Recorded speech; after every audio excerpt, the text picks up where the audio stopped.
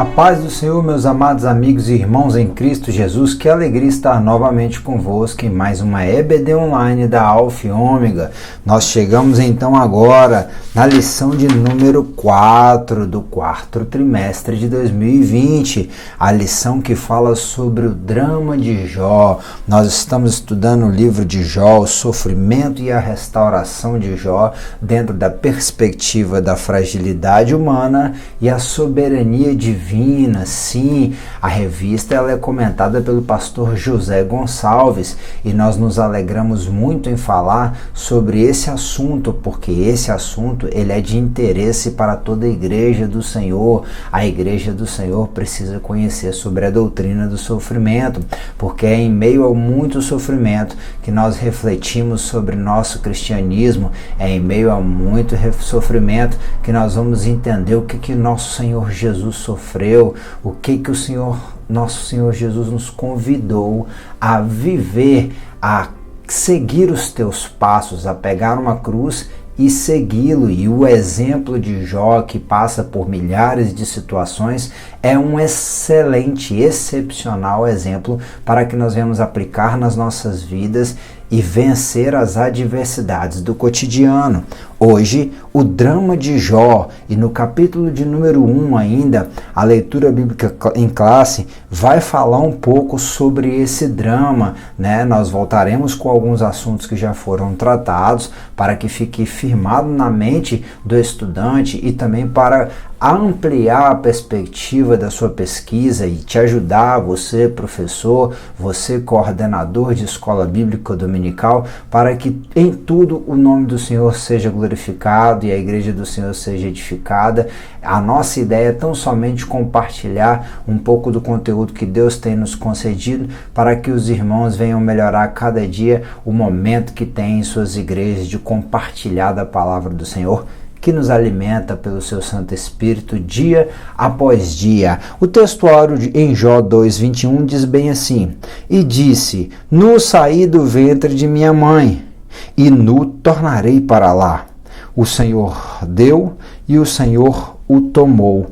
Bendito seja o nome do Senhor. A verdade prática ainda diz que, a despeito das grandes provações que se abatem em nossa vida, à luz do exemplo de Jó, devemos permanecer fiel ao Senhor. O capítulo de número 1 e também o capítulo de número 2 aparecem na leitura bíblica em classe. Acompanha aí, se você não tiver a revista, vai aparecer na sua tela, mas como eu sempre tenho dito, tenha por perto um exemplar da Bíblia Sagrada para que você possa conferir, para que você possa acompanhar e também fazer as suas anotações daquilo que o Senhor te revelar e assim poder também agregar sempre mais conteúdo. Essa é a palavra da verdade, né? Vamos lá, Jó capítulo de número 1, a palavra do Senhor diz bem assim: E sucedeu um dia em que seus filhos e suas filhas comiam e bebiam vinho na casa de seu irmão primogênito, que veio um mensageiro a Jó e lhes disse: Os bois lavravam e as jumentas passeavam junto com eles, e eis que deram sobre eles os sabeus e os tomaram, e os moços feriram ao fio da espada, e eu somente escapei para te trazer esta nova. Estando este ainda falando, veio outro e disse: Fogo de Deus caiu do céu e queimou as ovelhas e os moços, e os consumiu, e só eu escapei para te trazer a nova. Estando este ainda falando, veio outro e disse: Ordenando os caldeus 3 bandos, deram sobre os camelos e os tomaram, e os moços feriram ao fio da espada, e só eu escapei para te trazer esta nova. Estando ainda falando este, veio outro e disse: Estando teus filhos e tuas filhas comendo e bebendo vinho em casa de seu irmão primogênito, eis que um grande vento sobreveio da além do deserto e deu nos 4 cantos da casa, a qual caiu sobre os jovens e morreram, e só eu escapei para te trazer a nova. Então Jó se levantou e rasgou a sua veste ou seu manto, e raspou a sua cabeça, e se lançou em terra, e adorou, e disse: Nu saí do ventre da minha mãe, e é nu que eu voltarei para lá. O Senhor deu e o Senhor tomou, bendito seja o nome do Senhor. E em tudo isto Jó não pecou, nem atribuiu a Deus falta alguma. Aqui então vale ressaltar que o texto áureo não é Jó capítulo de número 2, mas é Jó capítulo de número 1, versículo de número 21, que também consta aqui na leitura bíblica em classe. Jó capítulo de número 2, a palavra do Senhor vai dizer bem assim no versículo de número 6: E disse o Senhor a Satanás: Eis que ele está na tua mão, poupa porém a sua vida.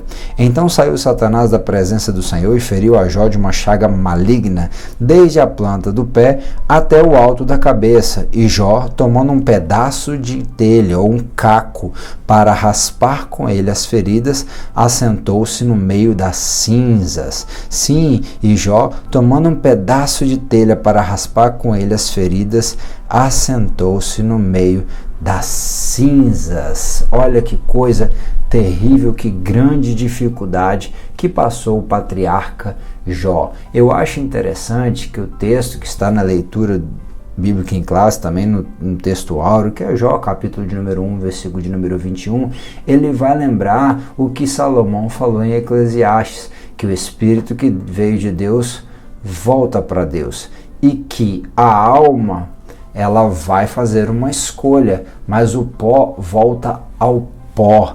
Ele está falando: nu eu saí do ventre da minha mãe e nu tornarei para lá. A mãe aqui, além de ser exatamente aquela que gerou, aquela que pariu a Jó, está relacionado também à terra, a mãe terra, não a mãe terra misticamente como nós conhecemos, mas a terra que gere os seus frutos, que vai fazer fluir toda a vida, de modo que o homem que foi feito de Adão saiu do barro, da terra, sim, de modo que também agora ele volta para o pó. Jó está lembrando da sua criação e lembrando que ele é uma criatura e que enquanto uma criatura ele está submisso e sujeito à soberania e à vontade do Senhor, e a vontade do Senhor ela é boa, ela é perfeita, ela é agradável. Sim, Deus sabe de todas as coisas. E nós vamos ver através da vida de Jó. Jó era um homem rico, extremamente rico, mas ele reconhecia essa soberania de Deus e ele era submisso a ela. Como eu falei, ele reconhecia que ele era uma criatura. Jó era um homem fiel a Deus. Nós vamos ver que Jó, ele era um homem fiel a Deus, e ele sabia valorizar e entender que tudo aquilo que ele tinha vinha do Senhor, e que ter riquezas não é um mal. Nós sabemos muito bem disso, né? Nós sabemos que ter riquezas não é mal para ninguém, mas ele sabia que ele não poderia depositar tudo que ele tinha nas suas riquezas. E ainda que nós venhamos estudar sobre essa grande calamidade que assolou Jó, conforme nos diz a própria introdução da revista, um homem que mergulhou em calamidades, vendo a sua vida desmoronar em um único dia, ele depositava a sua esperança e a sua vida no Senhor. Olha o que Salomão está falando em Eclesiastes acerca dos bens que Deus dá. Eclesiastes 5,19 vai dizer que: e a todo homem a quem Deus deu riquezas e bem, e lhes deu poder para delas comer e tomar da sua porção e gozar do seu trabalho, isto é dom de Deus. Então, riqueza, nós precisamos entender que é um dom de Deus, é um presente que Deus dá a quem Ele quer, acreditando que aquele que recebe saberá gerir. No Novo Testamento, na dispensação da igreja, as riquezas que o Senhor concede aos homens é para que os homens possam também contribuir e assim promover o crescimento do reino de Deus. Muitas mulheres, inclusive mulheres ricas, elas viviam ao redor de Jesus, de modo que a riqueza, mais uma vez nós vamos dizer, ela não é um problema em si, e ter riquezas não é um problema. Muitas delas serviam. Olha lá o texto de Lucas 8, versículo 2 e 3, vai dizer que algumas dessas mulheres que haviam sido curadas de espíritos malignos e de enfermidades, Maria, chamada Madalena, da qual saíram 7 demônios, uma mulher que passou por um processo de libertação extraordinário, e Joana, mulher de Cusa, olha, procurador de Herodes, um homem que era importante na corte romana. Aquela mulher estava escolhendo andar com Jesus, negar a corte romana enquanto andava com Jesus. Ela era uma esposa de alguém que era importante, o procurador de Herodes, mas ela preferia andar com Jesus. E Susana e muitas outras que serviam com seus bens. Aqui nós entendemos que o dom que Deus dá é para que o homem desfrute e também saiba gerir, administrar. Jó era um homem rico que tinha muitos bens e que ele, conforme nós estudamos um pouco na lição passada, ele era visto como um homem importante, o maior de todo o Oriente, mas não somente pelos seus bens, mas também pela sua sabedoria, a capacidade que ele tinha de poder estar ali julgando as causas do seu povo que vinham até ele e que reconheciam que ele era um homem nobre porque estava com a sabedoria que, claro, é aquela que vem do alto, né? Aí nós vamos ver que aconteceram várias calamidades que, conforme o comentarista vai categorizar aqui na revista, tragédias das mais diversas na área econômica, seja ela tragédia e ataques do diabo na área comercial, na área e na esfera do campo, ou até mesmo em vários ambientes e situações em que Jó atuava.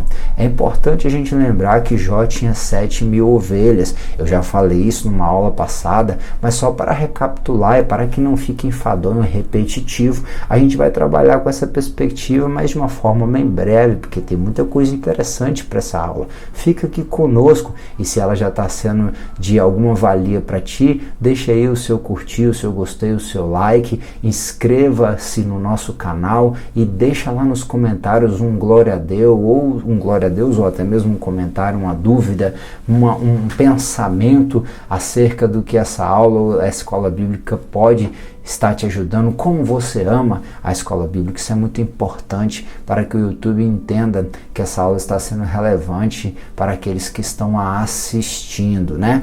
Então, Jó era um homem rico, tinha 7.000 ovelhas. Para que servia as ovelhas? As ovelhas, mais uma vez, serviam para dar o leite. Do leite você fazia o queijo, você fazia a manteiga, né? Do leite você promovia o cuidado, a matéria-prima básica da alimentação. Além disso, as ovelhas davam a lã, que eram as roupas, símbolo das cobertas, né, os tecidos, coisas que confortam, né? Além disso, a ovelha dava o seu couro, do couro faz cinto, faz calçado, faz, né, uma série de situações, né, símbolo daquilo que tampa a nossa nudez. Ainda tinha a carne, que é proteína, né, que é um alimento para alguém, algo que é saudável, que é necessário para a nutrição do homem. E isso é interessante. Além dos 3.000 camelos, transportes, caminhões, transportadores da época, né? A capacidade e habilidade de ir e vir. Jesus falou que ele é a porta. Aquele que entrar por ele entrará e sairá e achará pastagens. Olha só, quando o diabo toca nos camelos de Jó, ele está tentando privar a possibilidade de ir e vir, sendo que nós já passamos pela porta, mas o diabo muitas vezes ele tenta privar, parar os servos de Deus. Parar onde, Diego? Parar dentro de casa. Parar onde, Diego? Parar somente dentro de um escritório. Ainda que esse homem tenha os seus negócios, ele tem que entender que ele é espírito, alma e corpo, e que ele vai lutar na esfera social, cumprindo seus compromissos sociais, buscando a sua manutenção para a dignidade de sua família, para pagar os seus compromissos, mas também ele precisa trabalhar fora, para fazer o crescimento do reino, mas tem muita gente que está parado, perdeu a capacidade de ir e vir, parado dentro dos templos evangélicos, esquecendo que o Senhor nos chamou para ser luz no meio dessa geração em trevas, ir e vir, né? Parar de orar, parar de evangelizar, parar de fazer a obra missionária.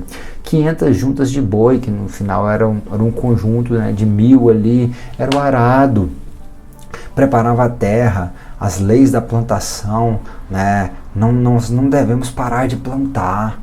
O próprio Eclesiastes, capítulo de número 11, a Bíblia vai dizer que nós devemos lançar o pão sobre as águas, pois não sabemos qual é que vai dar. Nós não devemos parar de plantar. Essa expressão lançar o pão sobre as águas é porque mesmo naquela região seca, tanto como era no Nilo, como era no Jordão também, quando tinha a cheia do rio transbordava e deixava úmida aquela terra, apta para poder acontecer uma plantação, só que a semente não poderia ser jogada diretamente naquele ambiente úmido, porque ela poderia ser encharcada e morrer, de modo que lançava-se muitas das vezes dentro de pequenas migalhas de pão para que encharcasse o pão, mas a semente ficasse protegida e ela viesse a germinar no momento certo. E isso é lindo, estratégias, mas em todo tempo nós temos que buscar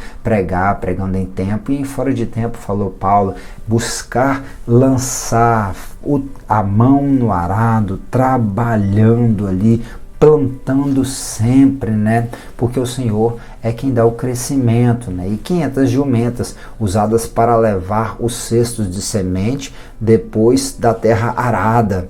Dava também o leite, olha, e subia em lugares altos, né? A jumenta servia de transporte para carregar carga pesada, para ajudar na semeadura, para buscar animais perdidos, porque ela era forte e além disso ela subia nos altos montes e ela ainda dava leite, ajudando também na questão da alimentação. Então Jó, ele era alguém que de fato trabalhava em várias áreas e atuando contra ele o diabo, ele atuava contra a vida de muitas pessoas, porque quando Jó perde todos os seus bens, pessoas que comercializavam com Jó, pessoas que lidavam com Jó, que se beneficiavam dos produtos de Jó, que tinham seus negócios secundários ligados aos negócios de Jó, também foram prejudicados. Nós precisamos entender que muitas das vezes o diabo, ele vem para nos atacar e ele sabe que muitas das vezes o alcance, o estrago que ele vai promover ou tentar promover quando nos ataca é muito maior do que somente nas nossas vidas, né? Nós vamos entender que talvez todo o Oriente fosse abalado pela calamidade de Jó, de uma forma econômica, de uma forma social. Imagino eu que mesmo que o texto bíblico venha dizer que as pessoas se viraram contra Jó, muitas das pessoas deixaram Jó de lado, pessoas que o rodeavam, talvez muitas dessas pessoas simplesmente não tinham suas emoções suficientemente tratadas para poder lidar com o sofrimento de alguém querido, alguém que às vezes era distante, porque era um homem grande, um homem conhecido, mas que elas não tinham acesso e não poderiam ajudar. Sim, a calamidade de Jó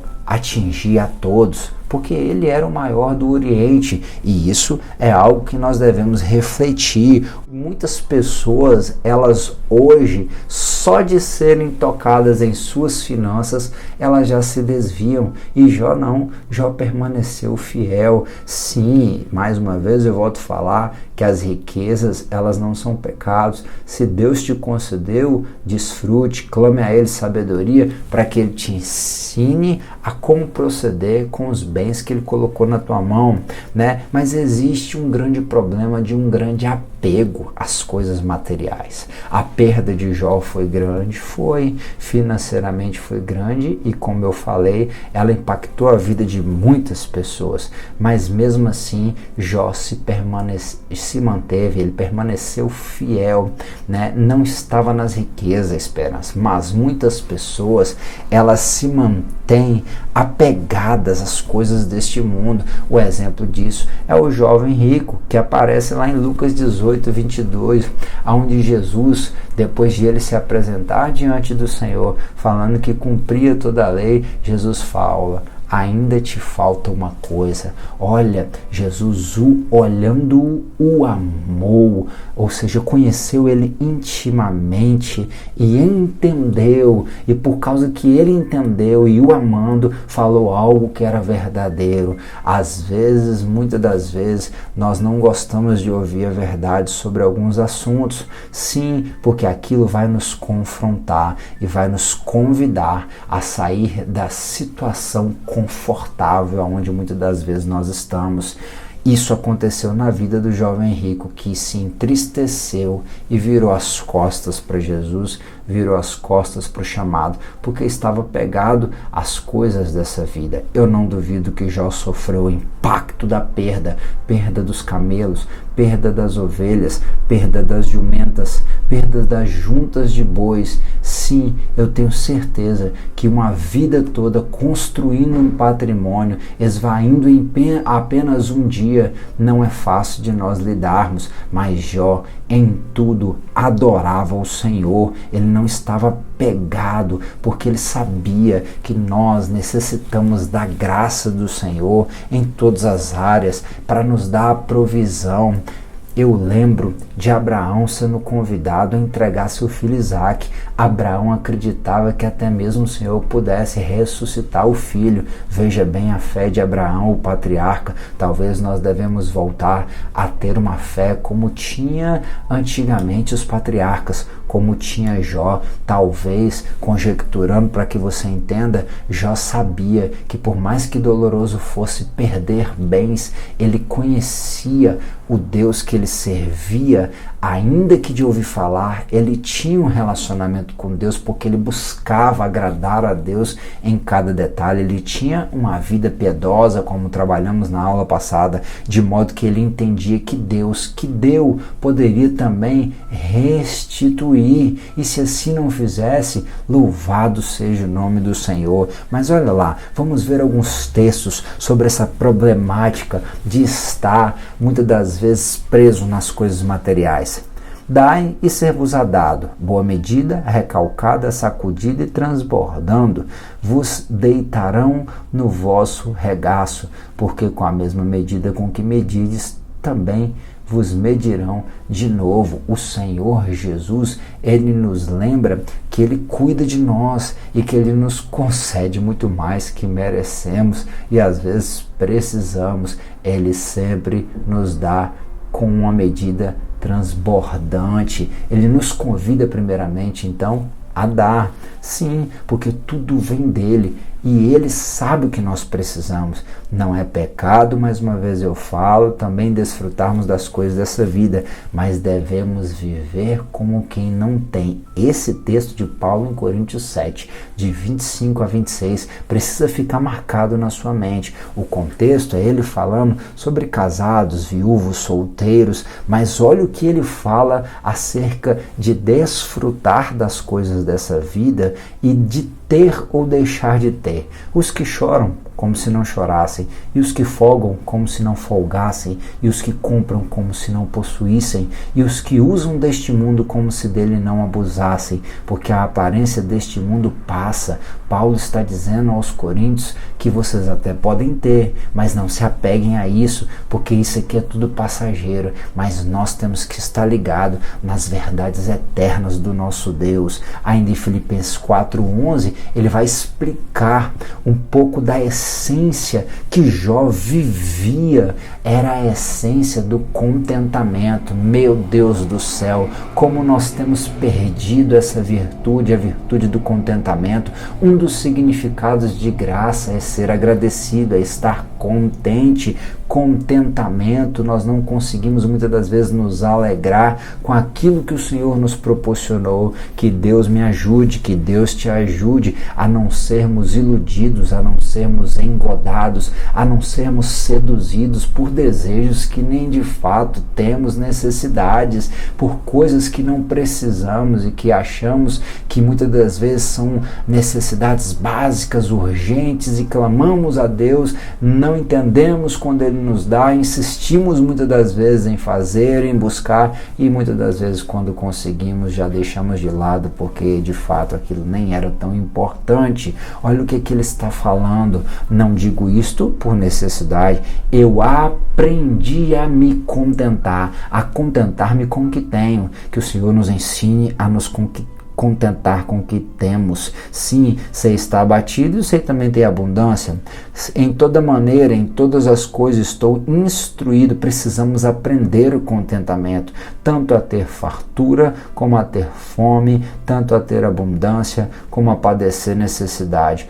Posso todas as coisas em Cristo que me fortalece. Quando eu vejo essas palavras de Paulo, quando eu olho para a história de Jó, eu preciso aprender que talvez o dia mal venha. Sim, Paulo falou em Efésios 6 que nós devemos nos fortalecer no Senhor e na força do seu poder, nos revestindo da armadura de Deus para combater, para resistir às ciladas do diabo no dia mal. Nós precisamos entender que essas coisas elas podem nos acontecer e tanto faz se vamos estar em abundância ou em falta, se nós vamos desfrutar da fartura ou ter fome. Nós precisamos aprender a ter contentamento e entender que Deus sabe de todas as coisas. O diabo ataca Jó com uma intensidade assombrosa.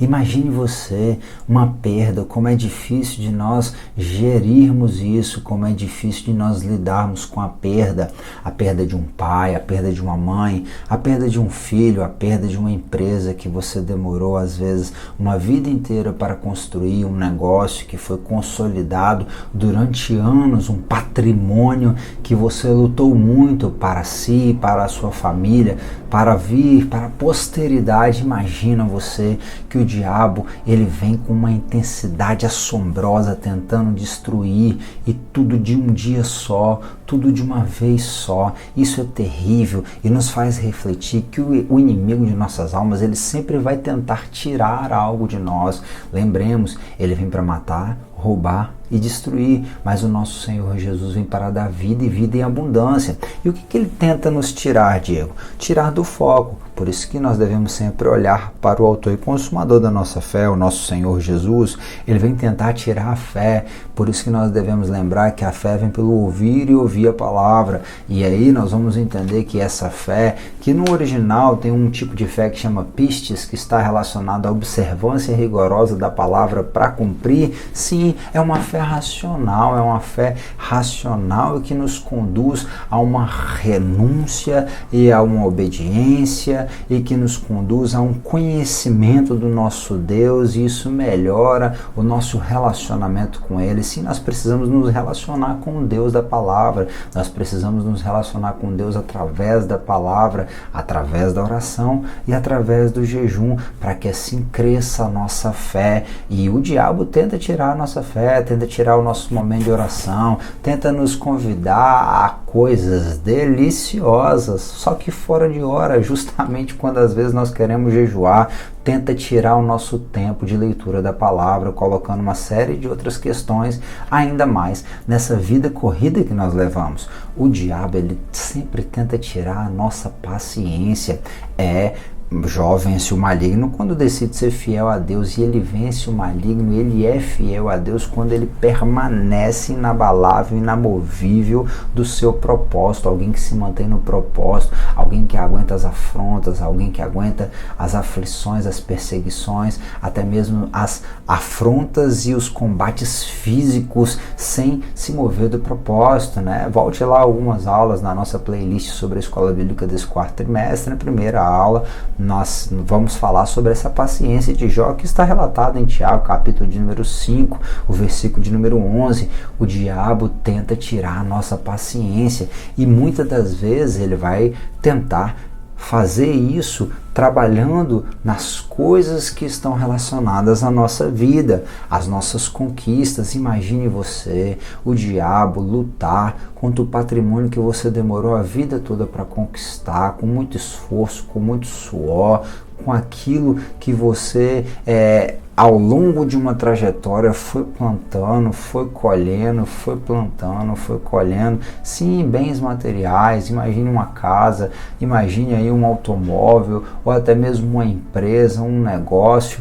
O diabo sempre vai tentar trabalhar para poder tirar as nossas conquistas, para tentar tirar a nossa saúde. E muitas das vezes ele não chega somente colocando uma doença, mas chega nos convidando a um estilo de vida onde nós mesmos destruímos a nossa saúde. Quer algo que destrua mais a saúde? Um dos maiores motivos para os milhares de câncer que existe por aí do que o estresse. O estresse é comprovadamente uma das causas. Aflições emocionais, má alimentação, falta de sono, tudo isso muitas das vezes somos nós que não tomamos conta do corpo, e o diabo tenta sempre se aproveitar disso para tentar tirar a nossa saúde.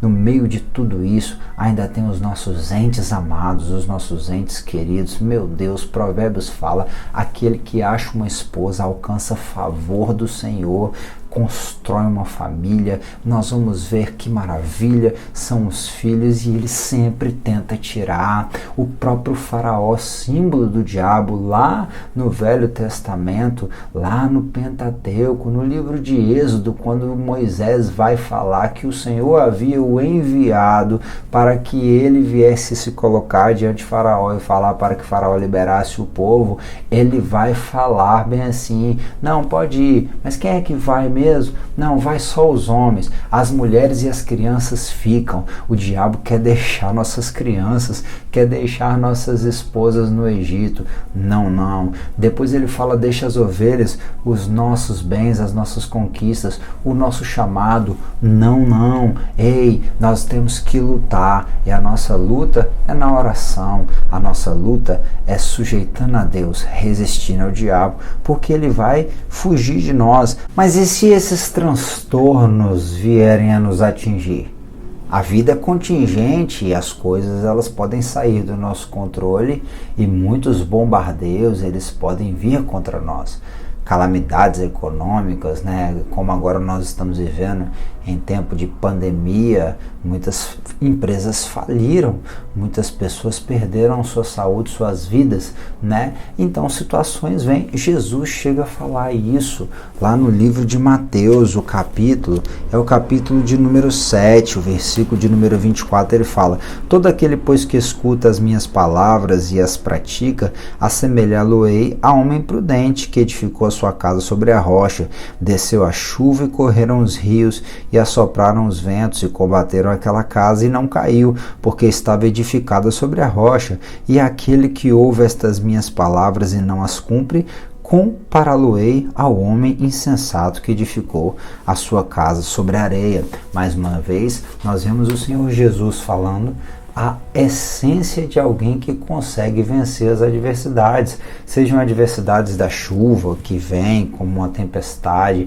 alagamentos, seja um vento que sopra como soprou lá na casa de Jó, matando seus filhos, seja alguém que bate na casa e só bate quem está perto. Às vezes uma pessoa que amamos é quem mais nos promove o sofrimento, mas independente da circunstância, a casa não caiu porque ela estava firmada sobre a rocha. A nossa casa tem que estar firmada no Senhor Jesus, para que assim nós venhamos a nos manter fiéis a Ele, para que assim nós venhamos a nos manter cada vez mais firmados neles, e independente das situações que vierem contra nós, nós aguentarmos firmes. Jó sofreu, mas ele estava firme porque ele era um adorador, ele estava firme em Deus. E nós precisamos entender que tudo passa. O Senhor Jesus mesmo falou que tudo passará, menos as palavras dele. Essas permanecem para sempre. Tudo passa, a situação ruim pode chegar, mas ela também passa. Nós deixamos muitas das vezes de contemplar, e porque nós deixamos de contemplar, nós esquecemos que a vida ela passa, como as estações, né? Às vezes nós estamos num momento quente, mais seco, como é o verão, né? Aí vem aquele outono, que aí vem esfria dentro daquela sequidão. Meu Deus, parece que a situação piorou. Era calor, mas estava seco, depois continua seco e agora esfria, e aí vai ficando gelado. Mas o inverno, ele traz também a umidade, que vai promover a esperança de que a primavera vai chegar, e a primavera vai chegar e ela é úmida e quente, e logo a terra vai dar as suas flores, vai dar os seus frutos, e assim a vida vai seguindo ciclos. Muitas das vezes nós precisamos entender que nem só de verão ou de primavera nós vivemos, mas que existem momentos que são frios, momentos de sequidão, mas que logo à frente uma primavera virá a brotar com sua beleza, com seus aromas, com seus frutos. Nós precisamos ter em mente aquilo que nos traz esperança. Jesus mesmo falava: olhai os lírios do campo, e isso é lindo. Nós precisamos saber, olha o que Jó 39 está dizendo, versículo de número 1, é Deus falando com Jó, já lá nas respostas, trazendo, claro, algumas perguntas para Jó, acerca de algumas perguntas de Jó. Deus pergunta para ele: tu sabes o tempo em que as cabras montesas têm os seus filhos? Ou observaste as cervas quando dão as suas crias? Eu acho lindo. O próprio Senhor continua falando: sabe se é no inverno? Olha, uma cabra montesa, ela é bonita, ela dá o seu leite, ela tem uma carne saborosa. A cabra montesa, ela é forte, ela tem uma lã maravilhosa, mas quando chega o alto inverno, a lã dela precisa crescer, fica às vezes feia, mas é o que suporta ela de aguentar o frio. Quando chega o alto inverno, a grama que alimenta e nutre ela não está tão fácil, está escondida no gelo, e ela tem agora que cavar para poder pegar o alimento. Quando chega no inverno, o predador, ele vai ver que ela fica mais frágil e suscetível, né? Por quê? Porque a pata dela firma na rocha e ela consegue fugir rapidamente para os lugares altos, aonde alguns predadores não vão, mas na época do inverno, no gelo, às vezes escorrega, mas ela precisa lembrar que debaixo ali tem a rocha, e que se ela pisar mais firme, o pé dela encaixa na rocha e ela não escorrega e consegue fugir do predador, fugir do seu adversário. Nós precisamos entender que em meio aos invernos da vida, nós vamos ter que cavar para nos alimentar, nós vamos ter que pisar mais firme para fugir dos predadores, nós vamos ter que, em meio às muitas dificuldades, né, cavar para sair da superficialidade e buscar o alimento mais profundo, que lá está o nutriente. Nós vamos ter que sobreviver, nós vamos ter que às vezes ficar até mesmo aparentemente, socialmente, religiosamente feios por causa da lã, mas é o que vai nos esquentar para nós não morrermos, porque se nós morrermos, conforme o Senhor está falando, tu sabe quando elas têm os seus filhos, se morresse uma cabra no inverno, ela iria perder também o seu filho, porque o filho é dependente da cabra, então ela não podia morrer, ela precisava sobreviver aquele inverno, porque tinha gente que dependia dela. Ei, às vezes você está passando por situações tão difíceis quanto a de Jó, talvez não tudo de uma vez, mas só você sabe o seu sofrimento, só você sabe o inverno que você está passando. Sobreviva, porque tem gente que depende de você. Todo aquele que vence um inverno, independente do ano que vem ter outro inverno, ele já sabe como é que é. Inverno não assusta mais ele sabe que todo ano tem uma dificuldade para passar, mas todo ano ele vai saber as estratégias para como vencer o inverno. Sim, Jó venceu o inverno do sofrimento sendo fiel a Deus, mas no meio de tudo isso, como nós estávamos falando, o diabo o tentou e o atacou com uma intensidade assombrosa, e ele atacou ali aos seus filhos. Meu Deus, o que são os filhos, Diego? Parece que é só algumas crianças ali de um personagem bíblico que morrem, jovens talvez, né? Alguma coisa distante, mas não é. Imagine você perder um filho. A lei da natureza é que os filhos enterram os pais, deveria ser assim, nós aprendemos assim, mas triste é quando um pai enterra um filho. Que situação calamitosa, porque os filhos eram a herança que Deus deu para os homens desfrutarem aqui na terra. Tem gente que não está mais querendo ter herança. Herança é riqueza, e quanto mais riqueza, quanto mais herança, melhor, né? Eu sei que dá trabalho.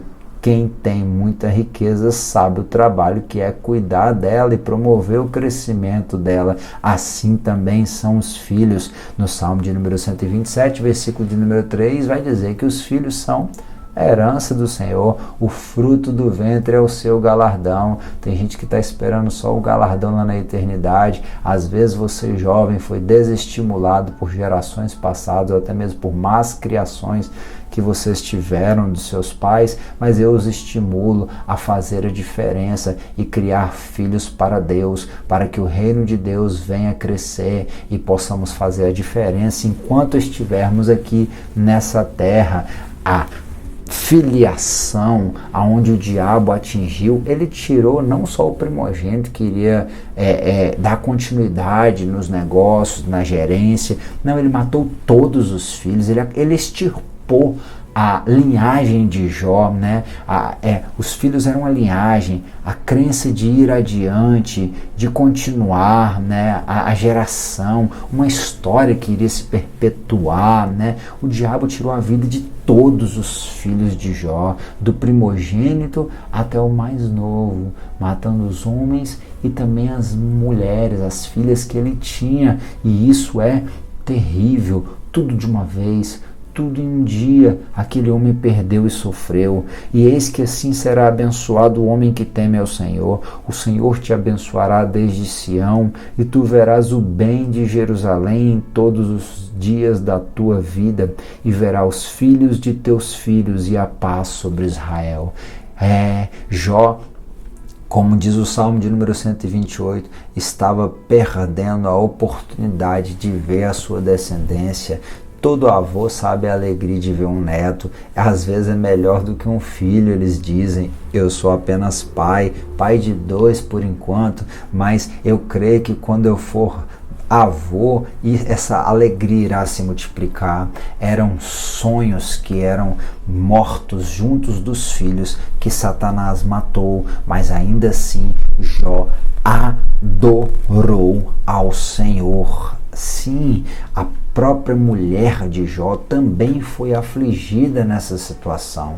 Uma calamidade econômica, uma calamidade no comércio, no campo, em esferas das mais diversas, bombardeando Jó, tirando seus filhos e agora também bombardeando a sua esposa. A esposa de Jó, ela é sempre muito mal interpretada. O comentarista fala que um dos textos mais lembrados da Bíblia Sagrada é quando a mulher de Jó fala: amaldiçoa o teu Deus e morre. Eu trouxe aqui o texto, é Jó 2, versículo de 9 a 10, está dizendo bem assim: então a sua mulher lhe disse, ainda retens a tua sinceridade? Olha, Jó permanecia sincero e fiel a Deus. Amaldiçoa a Deus e morre. Porém ele lhe disse, como fala qualquer doida, falas tu, receberemos o bem de Deus e não receberíamos o mal? Em tudo isto não pecou Jó com os seus lábios. Nós precisamos entender aqui nessa questão da doida que Jó também não a chamou de doida ou de louca. Nós precisamos lembrar que o oposto de louco é o servo, é o temente, é o sábio, é o prudente, porque o temor do Senhor é o princípio da sabedoria. O nécio, o louco, o tolo é o oposto do prudente e do sábio, né? De modo que aquele que teme ao Senhor, ele entende qual é o fim dele. E o nécio, o louco, ele é também chamado de desajuizado. E ele esquece que um dia virá o juízo.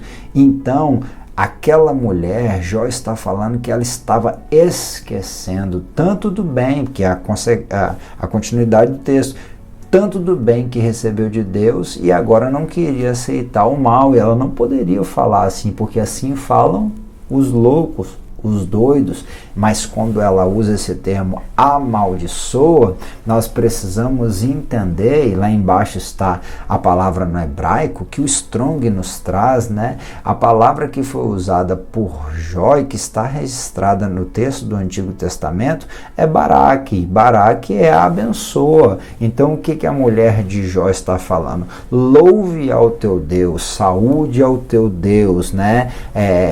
Entenda que por tanto tempo tu fostes abençoado, né? E agora entregue-se para a morte, né? Pare de, como se fosse assim, pare de perturbar a Deus, entregue-se à situação que você está vivendo, agradeça, louve, engrandeça a Deus, mas como se diz, deixa ele de lado, porque agora é você e a sua situação.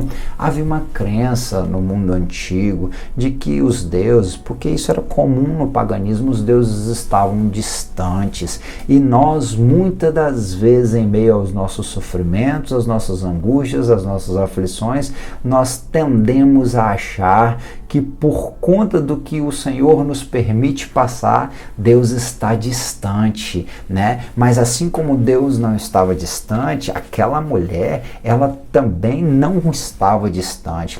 Ainda que os outros familiares e amigos de Jó viessem a se afastar dele, aquela mulher permanecia perto dele. Olha lá, Jó 19:17 vai dizer que o meu hálito se fez estranho à minha esposa. Jó tinha a mulher tão próxima que ela podia sentir o hálito dele, mas agora esse hálito era estranho para ela, era algo diferente daquilo que ela conhecia, porque aquele homem estava cheio de feridas purulentas por todo o corpo, da cabeça até os pés, e isso gerava, inclusive, um hálito terrível, né?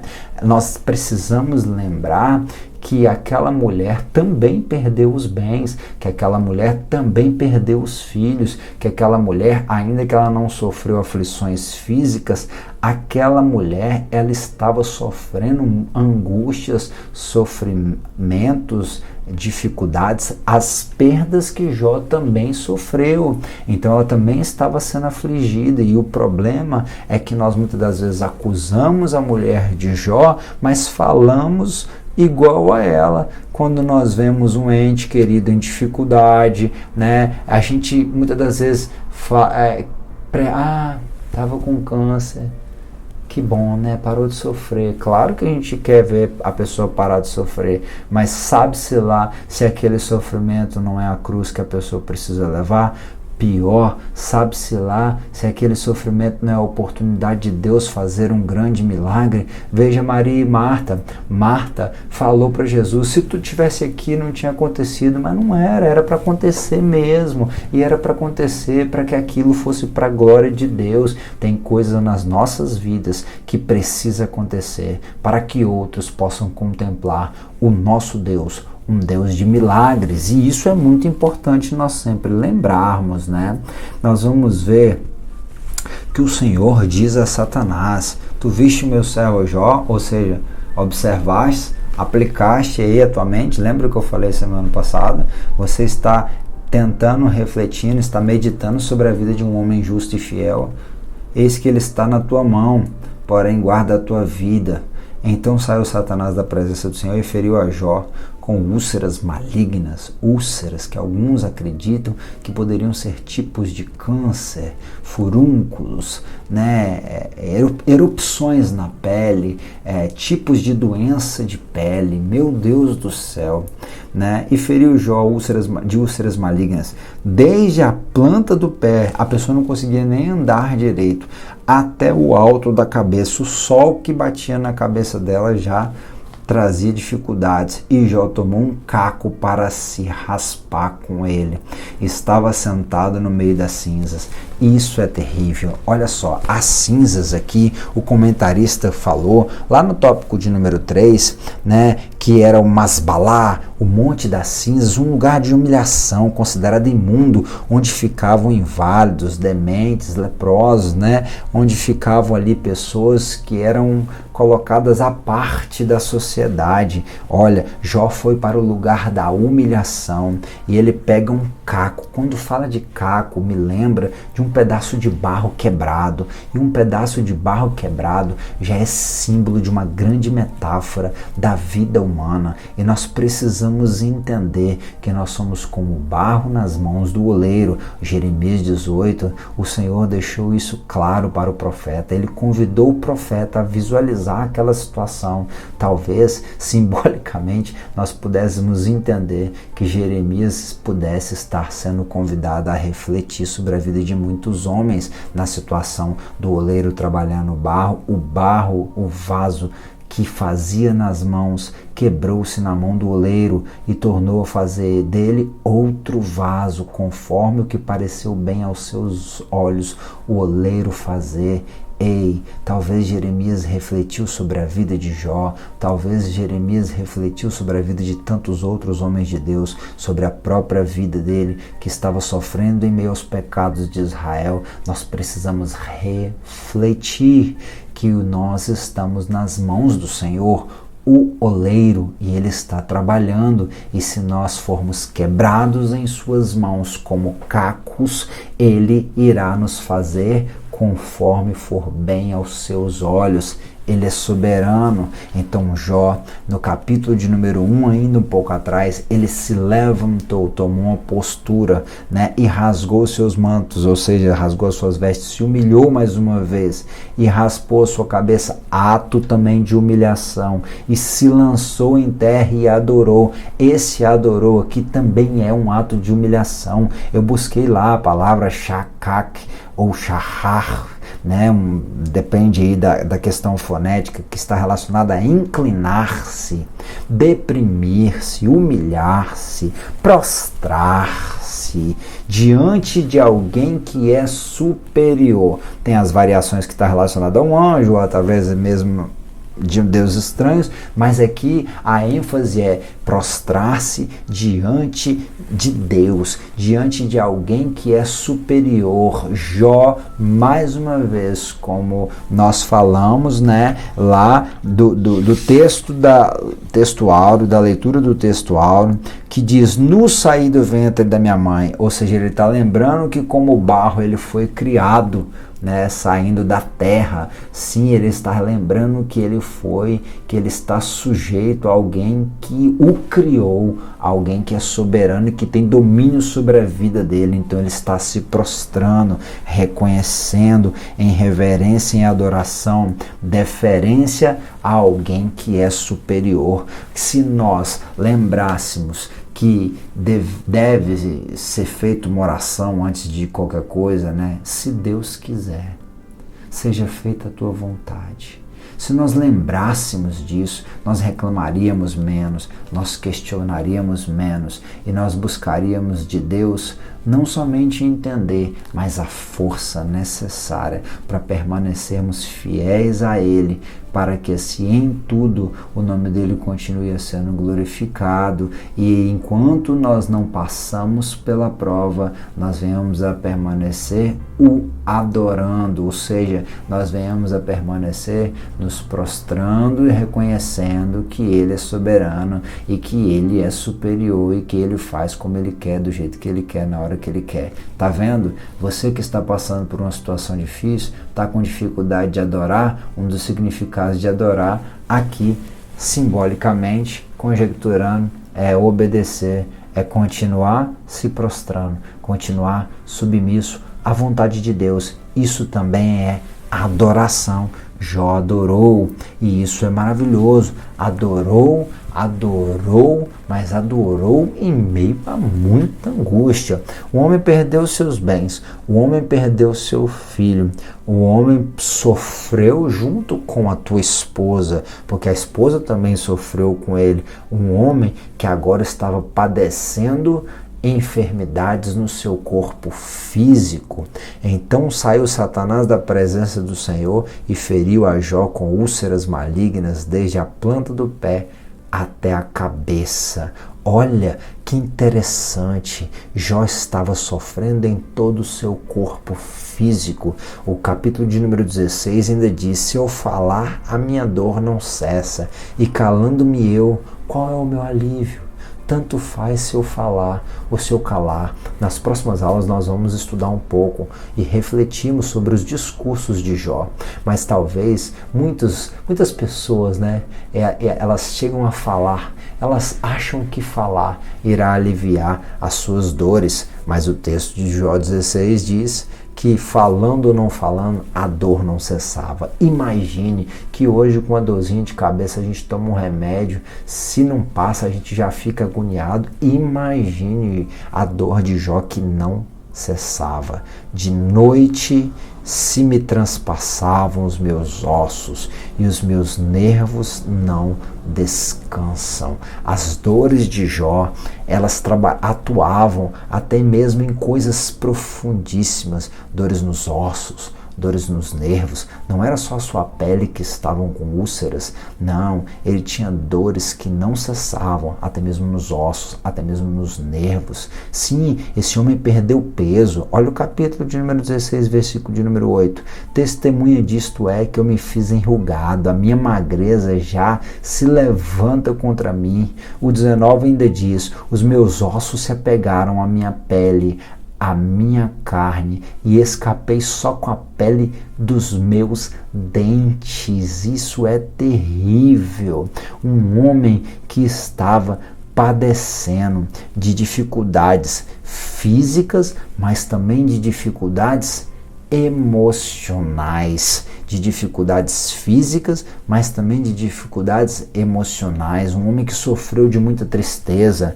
O homem nasce para a tribulação, como a faísca se levanta para voar, pelo que já se escurecem de mágoa os meus olhos, e já todos os meus membros são como uma sombra. Alguém que estava se sentindo num ambiente de escuridão, a tristeza, a mágoa, a amargura estava o abraçando. Alguém que por conta dessas dores físicas e dessa grande tristeza, nem dormir conseguia, padecia de insônia, deitando-me a dormir. Então digo: quando me levantarei? Mas é comprida a noite, farto-me de me revolver na cama até a alva. Até de manhã Jó estava sofrendo, porque nem dormir o homem conseguia. E isso é terrível. O meu olho, olha, o meu rosto está todo vermelho, avermelhado de chorar. Sim, e sobre as minhas pálpebras está a sombra da morte, olheiras terríveis, um rosto vermelho, olhos vermelhos de tanto chorar, chorar de dor, chorar de angústia, chorar de tristeza, olheiras por não conseguir dormir, por ter não somente o corpo, mas a alma abatida. Para completar, Jó sentia-se abandonado. Para completar sua angústia, zombavam dele. São muitos textos, não dá para trazer todos. Eu lembro de Jeremias, capítulo de número 20, chegou a falar para Deus: tu me iludiste, iludido fiquei. E ele até pensou em parar de fazer a vontade do Senhor. Foi quando ardeu em seus ossos um fogo, e ele viu que doeria muito mais se ele não fizesse do que fazendo a vontade de Deus. Que o Senhor te permita e te fortaleça e te sustente para que, independente da situação, você não saia do centro da vontade dele, você continue o adorando, continue fiel, continue submisso à soberania dele e fazendo a obra dele, fazendo a vontade dele, ainda que zombem de ti. Agora, porém, se riem de mim os de menos idade do que eu, cujos pais eu teria desdenhado de pôr com os cães de meu rebanho. Até os pequeninos me desprezam, e levantando-me eu, falam contra mim. Aqueles que tinham medo de Jó por conta da importância que Jó tinha, agora zombam dele. Jó se sente abandonado por Deus, pelos seus amigos, pela família. Ao que está aflito, devia o amigo mostrar compaixão, ainda o que se deixasse o temor do Senhor. Jó está falando com seus amigos. Todos os homens da minha confidência me abominam, e até os que eu amava se tornaram contra mim. Muitos amigos, confidentes, pessoas que o buscavam e que ele também buscava, agora o abandonaram. Olha, denegrido ando, porém não do sol, levantando-me na congregação, eu clamo por socorro. Ei, se você está clamando por socorro, o salmista falou: Senhor, apressa-me em socorrer-me, apressa-te, Senhor, em me socorrer. Sim, eu creio que Jó pedia por socorro, mas como eu falei, tudo tem um tempo.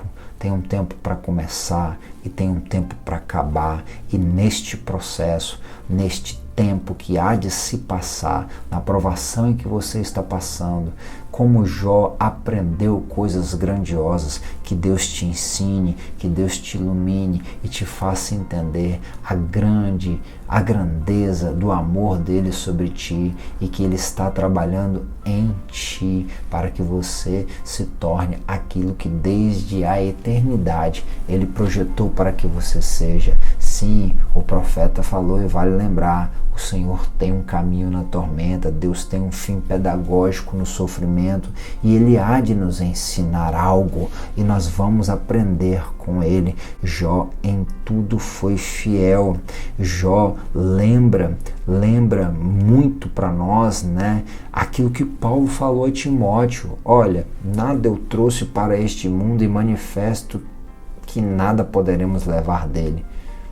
Eclesiastes, Salomão também falou algo parecido com isso. Como saiu do ventre de sua mãe, assim no tornará, indo-se como veio, e nada tomará do seu trabalho que possa levar na sua mão. Paulo está lembrando que mesmo que Jó tivesse perdido todos os seus bens, é o amor do dinheiro que é a raiz de toda espécie de males, que muitos Paulo ainda vai falar a Timóteo no capítulo de número 6 que o amor ao dinheiro é a raiz de toda espécie de males. E nessa cobiça alguns se desviaram da fé e se transpassaram a si mesmo com muitas dores. Você lutar e trabalhar e buscar, e ao longo do tempo conquistar, não é nenhum mal. Mas tem gente que está se perdendo buscando somente o resultado, esquecendo do processo, esquecendo do trabalho. Nessa cobiça se perdem e desviam da fé. E quando perdem muitas das vezes seus bens, acabam que se desviam da fé também. Jó não. Jó se mantinha fiel. Ele se mantinha fiel ao Senhor. E como Paulo falou, como Salomão falou, ele disse: nu saí do ventre da minha mãe, e nu tornarei para lá. O Senhor o deu, o Senhor tomou. Bendito seja o nome do Senhor. Jó prostrou-se sobre a terra e adorou, e falou para todo o inferno escutar: nu eu vim do ventre da minha mãe, e é nu que eu voltarei para lá. Tudo que eu tinha era de Deus, Ele deu e Ele mesmo tomou. Cai por terra, ó inimigo de Deus, louvado seja o nome do Senhor, louvado seja o nome do Senhor. Nada trouxemos para este mundo e manifesto é que nada levaremos. Façamos como Jó. Independente do que perdemos, independente do que tivemos ou deixamos de ter, independente daquilo que nos aconteceu, busquemos em Deus. Ele é o nosso alto refúgio, a nossa fortaleza. Ele nos sustenta, Ele consola os nossos corações. Em meio às aflições físicas, aflições da alma, em meio às perseguições, às humilhações, em meio ao abandono, em meio a dificuldades familiares, em meio a tantas perdas que a vida pode tentar nos proporcionar, que o diabo pode insistir e tentar roubar de nós, seja na nossa família, seja na nossa saúde, seja na nossa fé, tirar o nosso alvo, seja qual for a tentativa do inimigo, que nós possamos em tudo nos mantermos pacientes como Jó se manteve, entendendo que a prova também passa, e mantermos fiéis como Jó se manteve, acreditando em Deus e o adorando, se prostrando, sim, se mantendo submisso à vontade dele, reconhecendo que existe alguém maior, alguém superior, que tem nas suas mãos todo o controle, que tem nas suas mãos todo o domínio e que faz como quer. Que a vontade de Deus seja feita na sua vida, que o nome do Senhor seja glorificado em ti, que o Senhor te abençoe e te guarde, que Ele resplandeça sobre ti o teu rosto, que Ele tenha misericórdia de ti e que Ele te dê a paz, que Ele te encha de fé, que Ele te dê sabedoria e discernimento, que Ele te encha de força, de fortaleza, Ele te faça uma fortaleza nele para aguentar o dia mau, sim, e que em tudo você possa continuar adorando ao nome do Senhor. Curta e compartilha, dê o seu glória a Deus, inscreva-se no nosso canal se você ainda não fez e que em tudo o Senhor possa te abençoar. Tenha um bom final de semana.